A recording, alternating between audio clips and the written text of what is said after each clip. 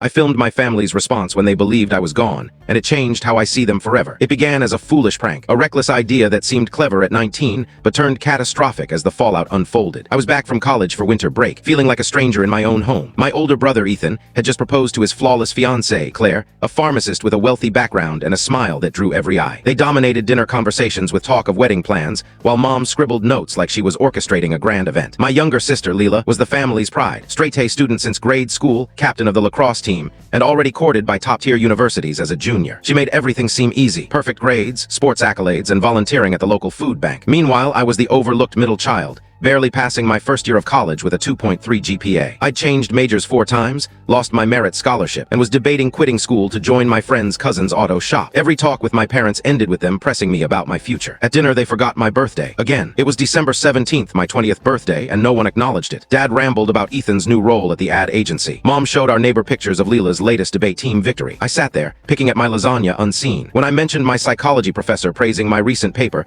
Dad just gave a curt nod and asked Ethan about his quarterly bonus. That's when I recalled the old drainage pipe running beneath our suburb. As kids, we dared each other to explore it, but it was deemed unsafe after a few teens reportedly got stuck during a storm years back. The idea took shape: vanish for a few hours, leave clues near the pipe's entrance, and see if they'd care I was missing. I left my favorite sneakers and a ripped hoodie by the pipe's mouth during their Friday board game night, ensuring my phone's last signal pinged there before I turned it off. Then I trekked to an old shed behind the Wilsons' property, where I'd hidden supplies, planning to stay just long enough to gauge their reaction. But here's the thing about thinking you're clever at 19, you're often just incredibly foolish. Weeks earlier, I tucked a small audio recorder in the living room cabinet, suspecting Mom was snooping through my journal. I'd meant to catch her, but forgot about it until now. The device could capture 12 hours of sound. From the shed, I used a prepaid phone to call 911, altering my voice to report cries from the pipe area. Then I waited for my family to notice my absence and lose it. It took them 7 hours. 7 hours before anyone realized I wasn't in my room. At 1 a.m., when the police knocked, I watched through binoculars as my family shuffled to the door in their sleepwear. The officer explained they'd found signs someone might be trapped in the drainage system,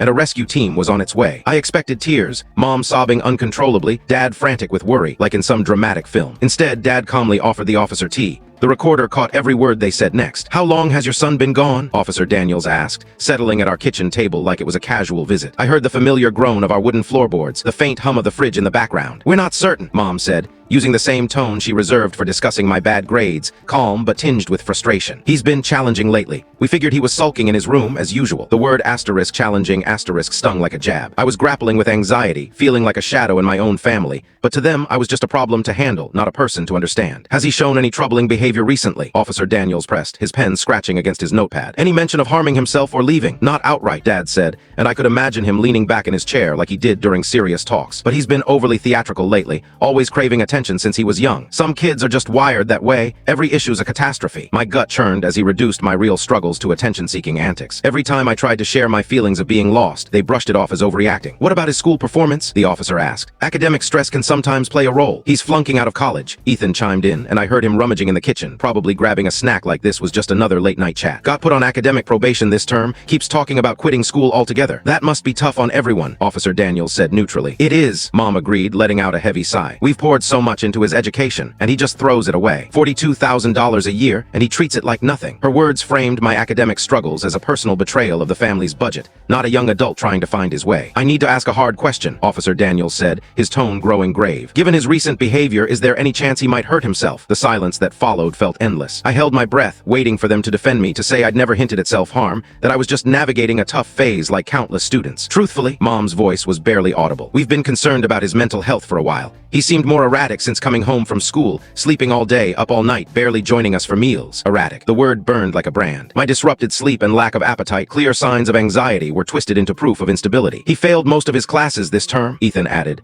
and I heard the crunch of him eating, casually discussing my potential demise. "Came home saying things like he didn't belong in this family, really worrying stuff." That was a lie. I'd never said I didn't belong. I'd admitted feeling like I couldn't meet their standards, but nothing so extreme. "We tried therapy last year," Mom went on, her voice gaining steam as she built her case. "But he quit after a few sessions, said the therapist didn't get him and asked pointless questions." That was half true, but lacked context. The therapist, Dr. Larson, focused on childhood issues and family conflicts when I needed help with study habits and stress. When I asked for a different counselor who understood college pressures, my parents said it was too costly, and I should stick with Dr. Larson. "Has he ever shown violent tendencies?" Officer Daniels asked. "Toward himself or others?" "Not violent per se," Dad said said cautiously, but he's got a temper. Smashed his door so hard last week it dented the frame. Put a fist through his wall last month when we said he couldn't go on a spring trip with friends due to his grades. I'd slammed my door once after a heated argument about my GPA. And the wall incident happened during a panic attack about a final exam. But they made it sound like I was constantly destructive. The questioning went on for another 15 minutes. Officer Daniels asked about my friends, interests, and any signs of substance abuse. My family responded like they were describing a distant relative, not their son and brother. Every answer was cold, detached, centered on my flaws rather than my humanity. They called me moody since grade school, defiant since high school, and increasingly worrisome since college. They painted me as a young man doomed to ruin, someone they'd long feared would crash. What hit hardest was how rehearsed they sounded, as if they'd already discussed my potential loss and prepared their lines. We've been tiptoeing around him, Mom said near the end, never knowing what might trigger him or set off one of his moods, like I was unhinged, not just struggling. Officer Daniels' radio buzzed with updates from the rescue team. Through my binoculars, I saw more emergency vehicles arrive, their lights flashing across our quiet street. Real people were risking their lives in those dangerous pipes because of my idiotic stunt. We'll need to search his room, Officer Daniels said.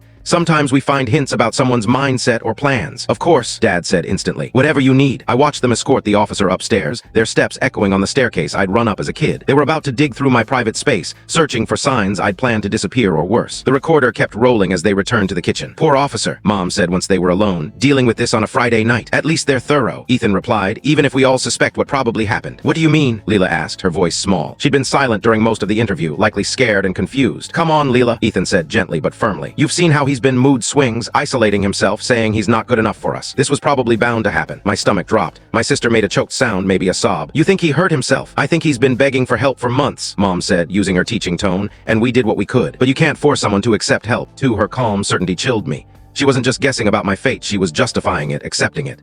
Should we call Aunt Linda and Uncle Mark? Leela asked, crying. They should know. Not yet, Dad said quickly. Let's wait for the search results. No need to alarm everyone until we have facts. I mean, Mom said slowly, her tone shifting to something calculated, maybe this is a silver lining. The silence that followed was crushing. Even through the recording, I felt the weight of those words settle over the room. What do you mean? Ethan asked, his voice wary. Think practically, Mom continued, her confidence growing. He's been a challenge since middle school. Therapy alone cost us thousands. Now he's failing college we're paying $42,000 a year for. Mom, Leela gasped, her voice breaking. I'm just saying, Mom pressed, defensive but firm, we've done everything possible. Tutors in high school, test prep courses, counseling for his anxiety. We tried medication for his focus issues.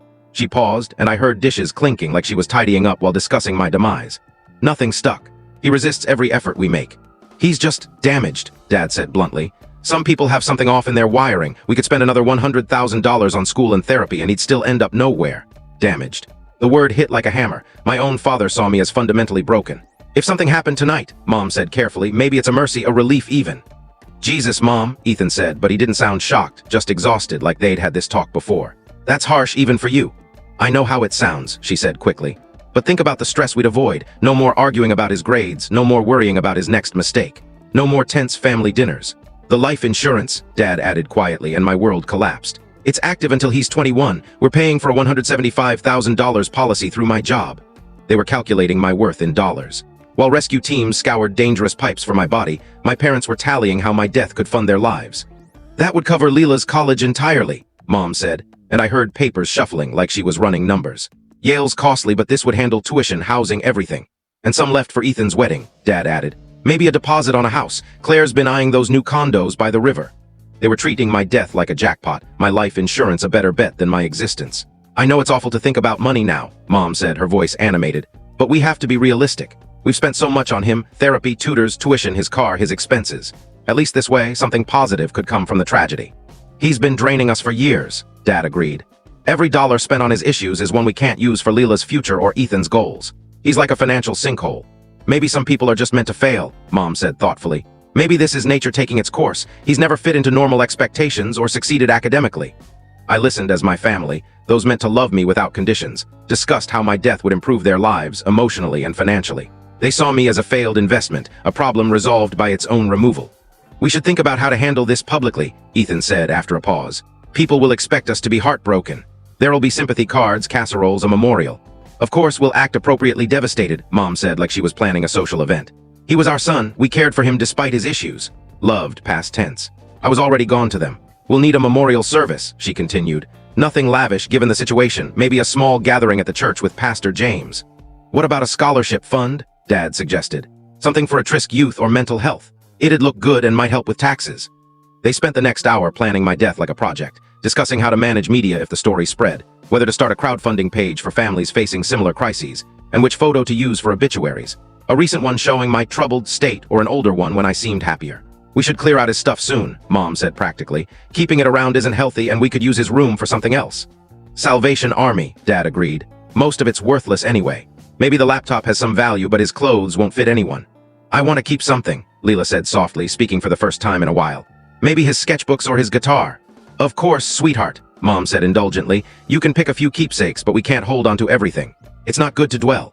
The search dragged on for 3 grueling days, and I recorded every moment through my binoculars and hidden devices around the house. Watching my family perform grief while planning my estate was like watching a scripted play where I alone knew the actors were faking. During the day, with cameras rolling and neighbors watching, they played their roles flawlessly. Mom dabbed her eyes with endless tissues. Dad spoke to reporters about hoping for a miracle, one arm around Leela. Ethan handled calls from relatives and friends, his voice heavy with practiced sorrow. They looked like the grieving family everyone expected. The community rallied with overwhelming support. Neighbors brought meals. The church held prayer vigils. Local shops donated to the rescue efforts. But at night, when the cameras left and volunteers went home, I heard them through my recorders, planning their next steps with cold precision. Channel 6 wants an interview tomorrow, Dad said on the second night. Something about mental health risks for college kids. Perfect, Mom replied. We should stress how we tried to help him, but he rejected it. Really emphasize that some kids are beyond saving no matter how hard their parents try. Should I mention the insurance? Dad asked. Sometimes these stories spark donations.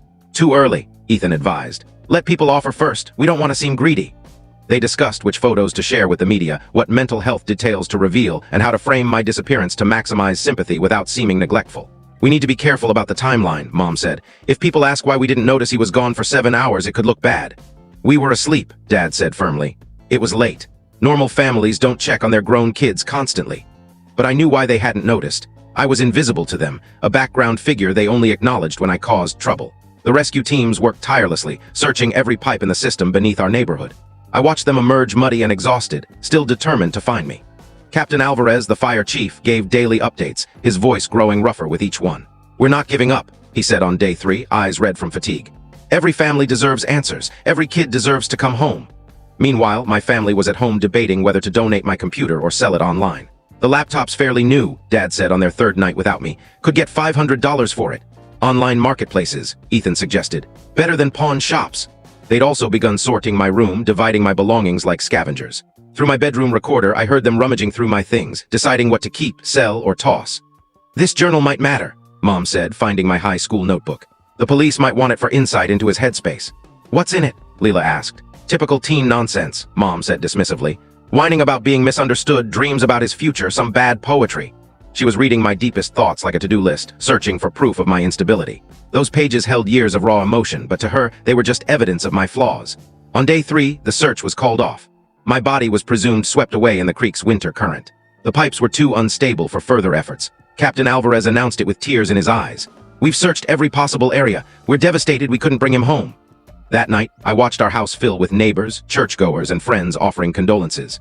They brought enough food to feed a crowd. People hugged my parents, whispered sympathies, and vowed to pray for us. My family played their parts, thanking everyone with somber gratitude, speaking of the community's support in their time of grief. But after the last guest left, I heard Dad crack open a beer and Mom start a load of laundry. The sounds of relief were unmistakable. The act was over and they could finally relax. Thank goodness that's done, Mom said from the laundry room. I don't think I could have kept up the morning mother routine much longer. It was draining, Dad agreed. All those people expecting us to be wrecks, like we're supposed to collapse just because he finally did what we all expected. That night, while they were at a late meeting with Pastor James to plan my memorial, I slipped back into the house through a basement window I'd left unlatched. My childhood home felt alien now, every familiar corner tainted by their true feelings. I moved silently, collecting my recorders and a few belongings I couldn't leave behind. My hands trembled as I packed a bag with clothes, my laptop, and the little cash I'd saved from my part-time job. Before leaving, I sat at my desk and wrote a note on the stationery Leela gave me for my 18th birthday. I know what you really think of me. Goodbye for good. I left it on my pillow, knowing they'd find it when they cleared my room. Let them wonder if I'd been alive all along. Let them question every word they'd said about my death's benefits. By morning, I was on a bus to Seattle, Washington, with $250, a bag of clothes, and a phone full of recordings proving my family saw me as a burden, not a person worth loving. I chose Seattle because it was far enough to vanish but big enough to blend in. Plus, Washington had a reputation for welcoming those starting anew, perfect for someone who'd staged their own death to escape. The 40-hour bus ride, with stops in Minneapolis, Boise, and Spokane, was spent staring at landscapes I'd never seen, feeling both terrified and free. For the first time, no one knew where I was or what I should do. The liberation was dizzying. In Seattle, I rented a small room in a shared house in the industrial district, filled with writers, baristas, and others running from or toward something. No one pried into my past, or why a 19-year-old was alone so far from home. I got a job at a distribution center, sorting packages and tracking shipments. The work was repetitive and grounding, exactly what I needed while processing the betrayal of my family's words. My boss, Javier, a 42-year-old ex-Navy guy, saw potential in everyone. "You're sharp," he told me after a month. "You don't have to sort boxes forever if you don't want to." He was right. I found I was good at logistics, spotting patterns in delivery routes and optimizing workflows. Within 6 months, I was promoted to shift supervisor. For the first time, I was succeeding without constant judgment. Javier and my coworkers valued my work, not my failures. I started evening classes at a community college, working toward a GED and a degree in operations management. The supportive environment was a stark contrast to the pressure of my old university. But healing wasn't easy. Some nights I woke up hearing Mom's voice saying, "A silver lining." Other times, I rehearsed confrontations that would never happen. I began therapy with Dr. Emily Tran at the college, who specialized in family dynamics. Unlike Dr. Larson, she listened, focusing on my needs. "It sounds like you were never allowed to be you," she said. "You were judged against others' standards, not valued for who you are." She helped me see my family's reaction was about their limitations, not mine. Their inability to love without conditions, their need to maintain a perfect image. "Some people only love when it's easy," she said. "When it benefits them, that's not love, it's selfishness." For 2 years, I avoided social media, news from home, anything that could trigger memories. I built a new life, becoming someone reliable, not the broken kid my family discarded. My coworkers and classmates knew me as the guy who showed up early, solved problems, and made them laugh. They didn't know my past, and I liked it that way, until Leela found me. She'd used her college savings to hire a private investigator on her 18th birthday, tracking me through my GED records, job history, and college enrollment across 3 states to my Seattle doorstep. When I opened my door one April evening, expecting a food delivery, my sister stood there with a folder of papers and photos. She'd grown taller, her hair cropped shorter, her eyes more serious, but still my sister. "I knew you weren't gone," she said, collapsing in tears. I froze, torn between hugging her or shutting the door. Part of me wanted to deny knowing her, but her sobs cracked the wall I'd built. I invited her in, made tea, and we sat awkwardly in my tiny room like strangers sharing a past. "I never agreed with them," she said, clutching her mug. "I argued with Mom and Dad every day after you vanished. I knew you were out there." She shared what happened after my disappearance. The family unraveled within months. The community turned on my parents when neighbors noticed their odd behavior during the search. Mrs. Jenkins from across the street mentioned Mom's calm demeanor, while volunteers organized efforts. People questioned why they weren't searching, why they focused on interviews instead of hope. "Mom and Dad split up within 9 months, Leela said, staring at her tea. "They blamed each other for pushing you away. Mom said Dad was too harsh. Dad said Mom coddled your issues." The community's support faded as rumors spread. Someone, Leela thought it was Captain Alvarez, leaked the insurance policy details and people grew suspicious. Ethan's fiancée left him weeks after the memorial. "Claire overheard Dad talking about the financial upside of your death," Leela said. She was horrified and told her book club. It spread from there. Ethan sank into guilt and alcohol, haunted by his role in dismissing my struggles. "He keeps your photo by his bed," Leela said. "Talks to it, apologizes for calling you dramatic." "Too late," I said, the words sharper than intended. "They're different now," she continued. "Dad's in a tiny apartment, drinking too much, lost his job. Mom moved to Nevada, works at a bookstore, acts like she never had a son named Ryan." Her erasure of me hurt, though it wasn't surprising. Ethan was in therapy, consumed by regret. "They want to see you," Leela said cautiously. "They want to apologize, explain themselves." I laughed, a bitter sound. "Explain what? That they hoped I was dead? That they plan to use my insurance for Ethan's wedding and your tuition?" I told her about the recorder, the hours I spent listening from the shed, hearing them treat my death as a windfall while rescuers risked their lives. I played her clips I'd saved. Mom's silver lining, Dad's insurance math, their calculated grief for the cameras. Leela's face paled, tears falling as she heard our parents' true thoughts. "I didn't know," she whispered. "I was at practice when the police came.